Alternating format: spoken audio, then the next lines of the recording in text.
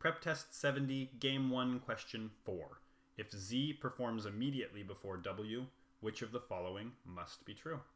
So let's get our diagrams up here, our limited options, and let's see where we can place Z immediately before W. So we could, in our first option, we can't place Z and W back here in 4 and 5 because we need space for U somewhere. We also can't place them in 1 or 2 because we know that Z can't be the first spot. So why don't we try placing them right here in 3 and 4. Place our U here, and then we have Y and V floating in the first 2 positions.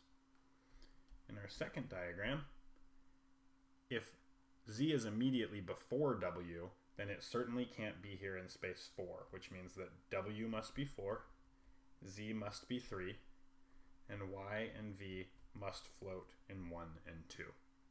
So which of the following must be true? So far we have pretty similar diagrams. Let's see if any answer choice works out. Does U have to be 5th? Nope, we already see how there's variance in U and X. Does V have to be 1st? Nope, because Y and V are interchangeable. Does X have to be 5th? Nope, U and X are interchangeable.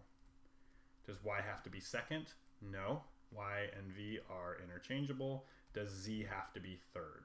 Yes, Z is 3rd in both of our diagrams. That's the answer we're looking for.